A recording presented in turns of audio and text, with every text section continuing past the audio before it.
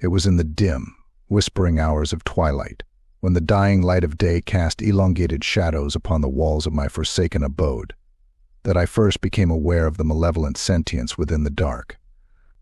My name is Evelyn Corwin, and I dwell in the cursed seclusion of the old Harrington house, a place forgotten by time, shrouded by the perpetual mists that choke the valley. The house itself, with its ancient timbers and creaking floors, seems to harbor memories of a world not entirely of our own, a world where shadows move with a will of their own. I had taken up residence here not out of desire but necessity, for the quietude of its vast, empty rooms was conducive to my work. As an artist, I sought the solace of isolation, the inspiration that comes only from the silence of desolation. The townsfolk kept their distance, muttering about curses and old legends, but I dismissed their superstitions as the idle talk of simple minds. How could I have known that their whispers held a kernel of truth? It began on a chill October evening, as the wind howled through the eaves and the sky hung heavy with the promise of rain. I was ensconced in my studio, a dimly lit chamber at the top of the house, surrounded by canvases that bore the scars of my restless imagination. My candle, the sole source of light, flickered as I worked, casting its fragile glow upon my latest creation, a painting of twisted, nightmarish forms, writhing in a sea of shadow. My hand, driven by some unseen force, moved with feverish speed, and for a moment I felt the strange sensation that I was no longer alone. I paused, the brush poised above the canvas, and glanced over my shoulder. It was then that I noticed it. My shadow, cast upon the wall by the flickering candlelight, seemed not to follow the movements of my body. It lingered, a dark stain upon the plaster, as if reluctant to join the light. I turned slowly, my heart quickening with an inexplicable dread. The shadow shifted, as if caught in the act of some clandestine motion, and then it froze, perfectly mirroring my own posture. I laughed nervously, shaking my head to dispel the growing unease. It was only a trick of the light, a momentary aberration caused by the flickering candle flame. Yet, even as I resumed my work, I could not shake the sensation of being watched. As the days passed, the anomaly of the shadow grew more pronounced. It began to move of its own accord, sliding along the walls, creeping across the floor, stretching and contracting in ways that defied the laws of nature. It no longer merely followed my movements but anticipated them, mirroring actions I had not yet taken. At times it would linger in corners or pool beneath furniture, as if hiding from the light. Other times it would dart across the room, a black serpent slithering in the dimness. My sleep was plagued by strange dreams, visions of endless darkness, of ancient, forgotten places where no light had ever shone. I saw vast caverns filled with monstrous shapes, slumbering beneath a sky of black stars. I heard voices, low and insistent, whispering in a language that was not meant for human ears. Always there was the presence of the shadow, a constant, malevolent force that loomed at the edge of my consciousness. I awoke one night, drenched in sweat, my heart pounding in my chest. The room was dark, the candle having burned out hours before. I reached for the matches, my hand trembling when I felt it, a cold, clammy touch upon my skin. I froze, my breath catching in my throat, as a chill ran down my spine. Slowly I turned my head, and there upon the wall I saw it. The shadow loomed larger than ever, a dark, formless mass that pulsed with a malevolent life. It stretched and writhed, forming grotesque shapes that seemed to mock my very existence. And then it began to move, slowly, deliberately, across the wall, toward the bookshelf where I kept my most prized volumes. It stopped before an ancient tome, its title obscured by the dust of ages, and reached out a tendril of darkness to touch it. The book fell open, its pages rustling in the still air, and I saw them, symbols, dark and twisted, scrawled upon the yellowed parchment. They burned with a dark light, casting eerie shadows upon the walls. I stepped back, my mind reeling, as the shadow retreated, slithering back into the darkness from whence it came. I knew then that this was no mere trick of the light, no hallucination born of sleepless nights and fevered dreams. The shadow was alive, sentient, and it sought to communicate with me.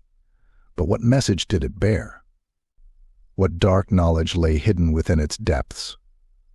I could feel its presence, always lurking at the edge of my vision, waiting for the moment when I would finally understand. The house, once a sanctuary, had become a prison. Every creak of the floorboards, every gust of wind that rattled the windows, seemed to echo with the presence of the shadow.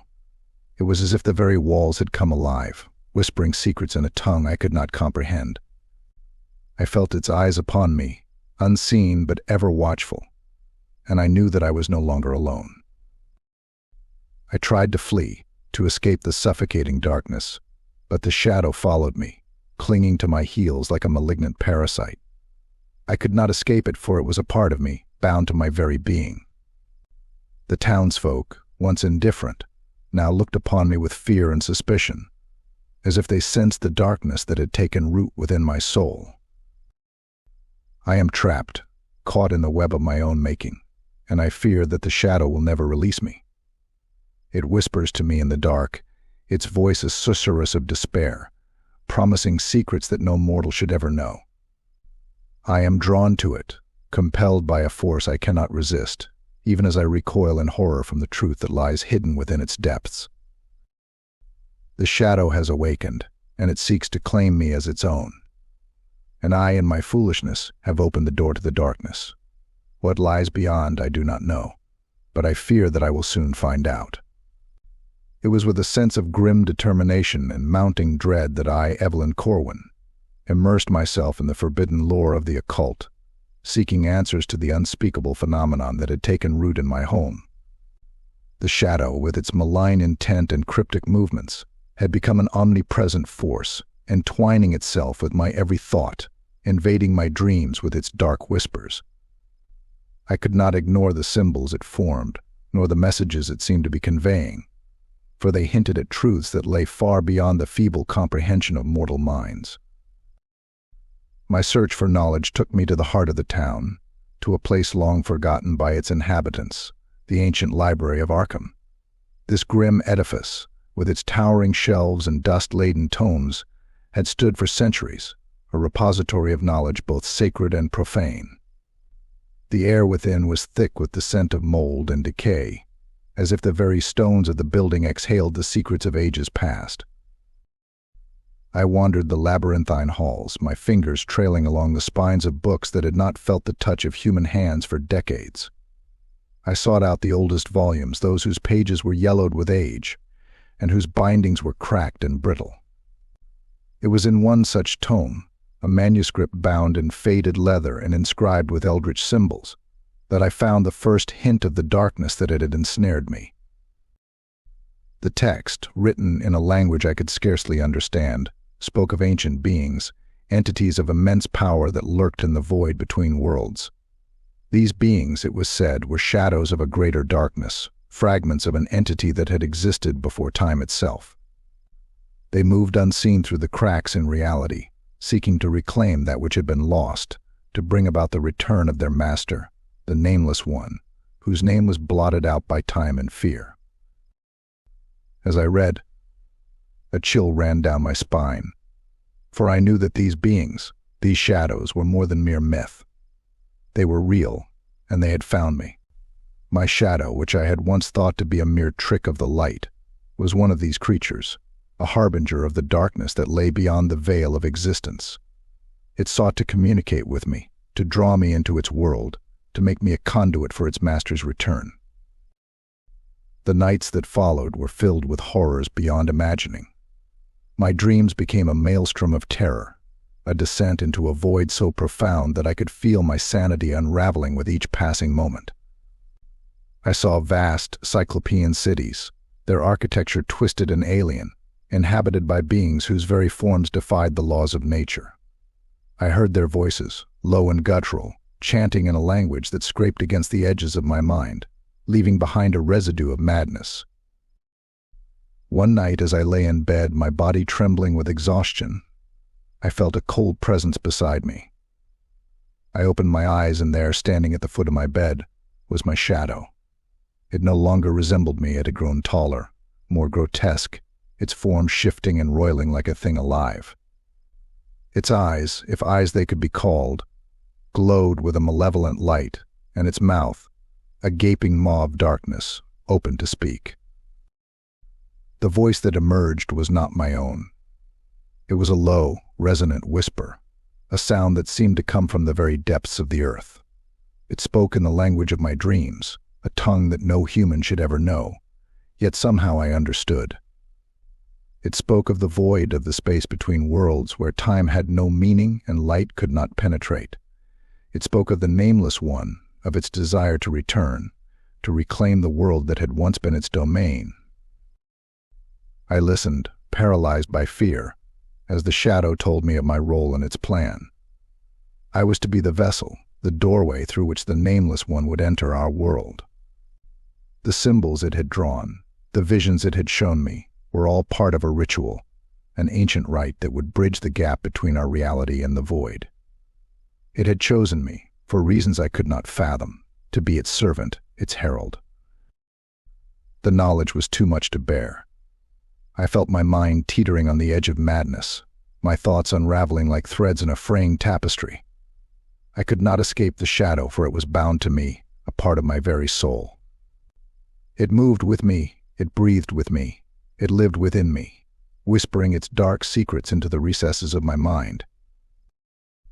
I knew then that there was no escape, no hope of salvation. The shadow had claimed me, and with it the Nameless One had found its way back into the world. I could feel its presence, lurking at the edge of my consciousness, waiting for the moment when the ritual would be complete, and the void would open. It was only a matter of time before the darkness consumed me, and the world would know the terror of the Nameless One's return. In my desperation, I turned to the only source of light in the darkness, the ancient, forbidden books that spoke of ways to banish the shadows, to seal the void and prevent the return of the Nameless One. I delved deeper into the occult, seeking out the knowledge that would save me from the fate that awaited me. But with each page I turned, I could feel the shadow's grip tightening, its whispers growing louder, more insistent. I had become a prisoner of the darkness, caught in a web of my own making. The shadow, once a mere reflection of my being, had become my master, and I its unwilling servant. I could no longer tell where the shadow ended and I began. I was lost, adrift in a sea of darkness, with no hope of escape. The void had claimed me, and with it, the shadow had become my only companion. I could feel its presence now, even in the daylight, lurking just beyond the edge of my vision, a constant reminder of the darkness that lay within. I knew that the shadow was waiting, biding its time, for the moment when the void would open, and the Nameless One would return to claim what was rightfully its own. I am Evelyn Corwin, and I am lost. The shadow has taken me, and the darkness is all that remains. The revelation that had been whispered to me by the formless void left a scar upon my mind that no earthly salve could heal. I, Evelyn Corwin, now knew that I was more than a mere inhabitant of this ancient, cursed house. I was the key, the vessel, the unwitting herald of an Eldritch awakening. The shadow had marked me as its own, and in doing so, had entwined my fate with the return of the Nameless One, a being whose very name had been erased from time, so that even the stars shuddered to recall it. In the days that followed, I was consumed by a mania that defied all reason. I scarcely ate or slept, my time instead spent poring over the tomes I had retrieved from Arkham's forsaken library. My hands, once delicate instruments of creation, now trembled as they turned the brittle pages. The symbols that my shadow had inscribed upon the walls began to take on a new, terrible meaning, aligning with the fragmented incantations I found in the pages of those blasphemous texts. The lines and curves that had once seemed random were in fact parts of a larger, dreadful pattern, a summoning.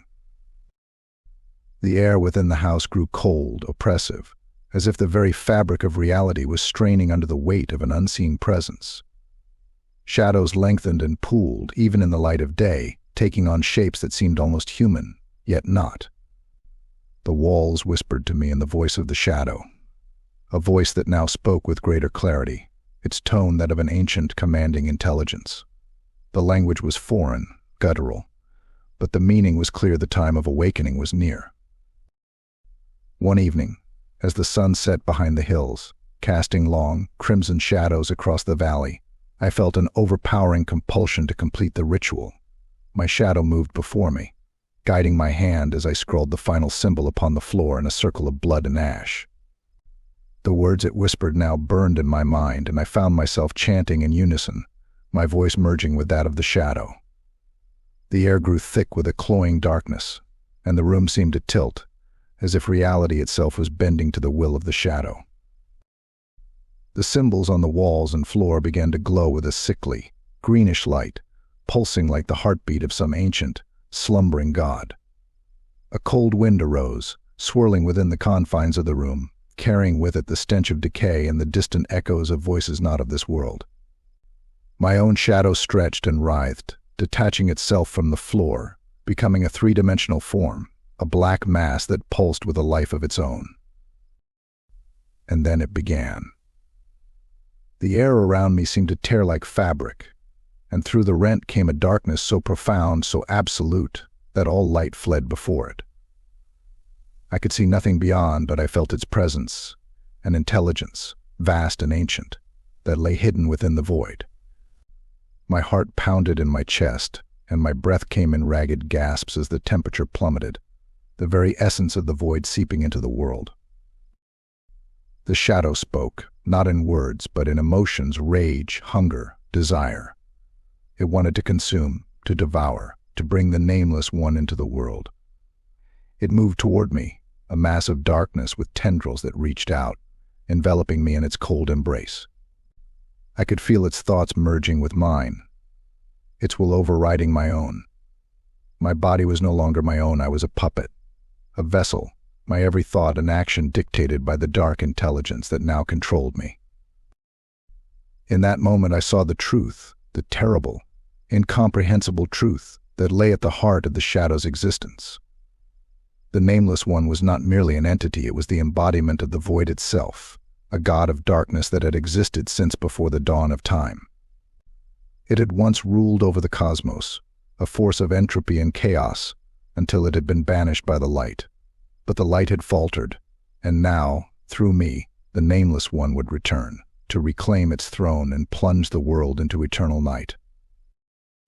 I screamed, a sound torn from the depths of my soul, as the shadow merged with me, its darkness seeping into my skin, my mind, my very being. The void opened wider, and through the tear in reality, I saw glimpses of things that no mortal should ever see, creatures of nightmare, vast and formless, drifting through the blackness of space. They writhed and twisted, their eyes glowing with a malevolent light, their mouths opening to reveal rows of teeth like those of some primordial beast. I tried to fight, resist, but my body was no longer mine to control. My limbs moved of their own accord, drawing the symbols, chanting the words that would complete the summoning. The void pulsed, growing larger, consuming the room, the house, the very ground upon which it stood. I felt myself slipping away, my consciousness fading, as the darkness took hold. And then with a final wrenching scream, the ritual was complete.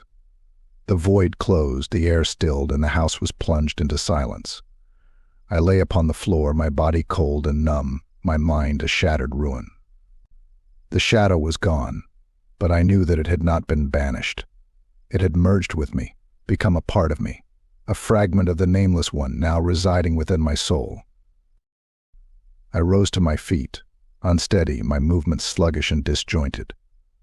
The world around me seemed distant, unreal, as if I were seeing it through a veil of darkness. I walked to the window, looking out over the valley, and I saw it, an endless expanse of shadow, creeping across the land, swallowing the light.